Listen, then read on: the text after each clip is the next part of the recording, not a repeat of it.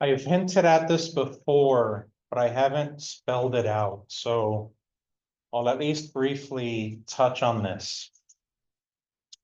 And that is these different generations. I talked about how after the Mexican Revolution in the 1910s, Mexico had its biggest wave of immigration to the United States ever. 10% of the Mexican population moved to the United States in the 1920s.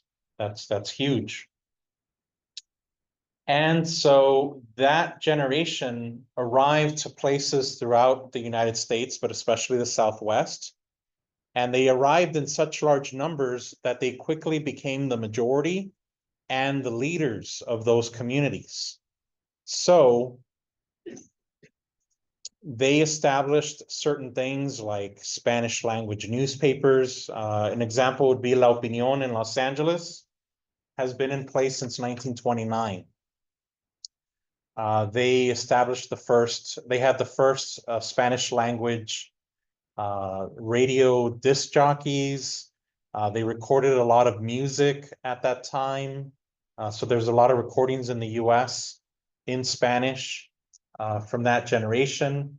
They established organizations that tended to be mutual aid organizations. Mutual aid organizations are kind of like people getting together to help each other out with whatever comes up. Like if someone passes away, the mutual aid organization will help them bury the person, or in the case of an immigrant, they might help send the body back to the country they came from and so forth. All right, so that's the Mexican generation. In the 1940s, we have the Mexican American generation. They were different from the Mexican generation in that they organized themselves on the basis of being US citizens. They organized themselves, they believed in Americanization. They believed in assimilating. They believe, learn English, go to school. They believed in education. They believed in the electoral process. They believed in electing leaders to political office, hence people like Edward Roybal that I talked about from the 1940s in Los Angeles. And, he ends up being an important Mexican-American in US politics for decades after that. So yeah, they believed in all those things. That goes on to the 1950s. They take part in, they just support politicians.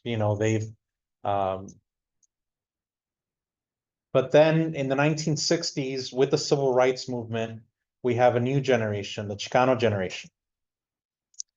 And they found that, let's see. Oh, and the Mexican American generation also identified as white.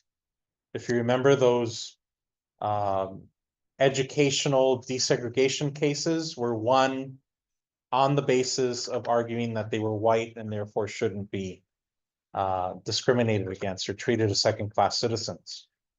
The Chicano generation has a big change. They instead argue that, let's see, number one, they don't believe in assimilation. They believe in being proud of what makes them different and preserving that. What makes so instead of trying to assimilate into Anglo-American white culture, they're being proud of their background, especially their indigenous background, not just their white background. And so they come up, or they reappropriate this term Chicano that used to have negative connotations. Chicano used to be associated with the poorest of the poor. And, that's kind of like a modern equivalent to calling someone low class. It's more than just in economic reality has cultural connotations to call someone low class. But they took that term Chicano that was associated with being of a lower class and gave it new meaning. A new meaning was to be proud of your background, especially your indigenous background, to not just try to lose yourself into the melting pot at your cultural and expense of your background. They lost faith in electoral politics. They instead believed in direct action, creating their own organizations that were going to enact the change in their communities that they wanted to see.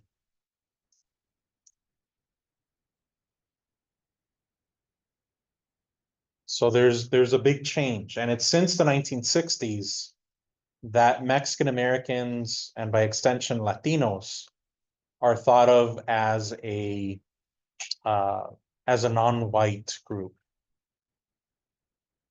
That they've been kind of racialized that way, and it was in part, from their own, although they were always racialized, but now they were embracing that.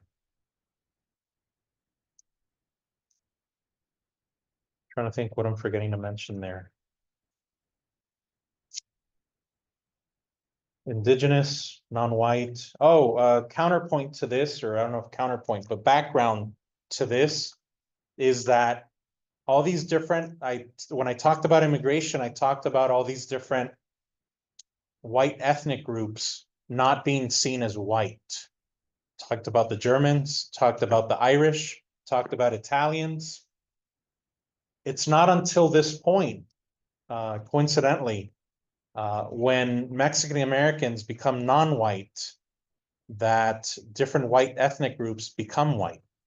And that's the result of what happened after World War II with suburbanization, where different white ethnics intermingled in new white suburbs or multi-white ethnic suburbs. The result was a new generation of people that were 50% white and 25% Italian and 25% Irish and so forth.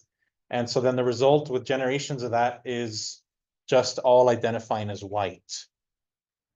Whereas Mexican Americans, many Mexican Americans, not all of them, instead identified with the term Chicano, which was more in line with African Americans, where African Americans had also previously tried to assimilate, tried to prove their Americanness, try to prove their loyalty by dying in US wars.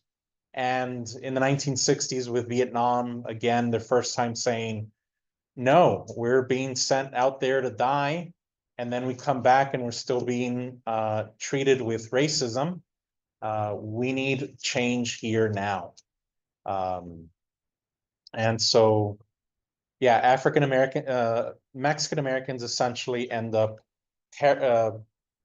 allying with and becoming a parallel to African Americans who at that point decide, no, we're going to, instead of trying to assimilate, we're also, we're gonna be proud of our Blackness. So in the 1960s, we have the popularity of what they called naturals. Today, we might call them afros, letting your hair grow naturally. People, African Americans learning about their African background and connections. There's the creation of Kwanzaa and so forth. So, yeah, so essentially the Chicano generation, very much followed the example of African Americans in the United States, starting in the 1960s.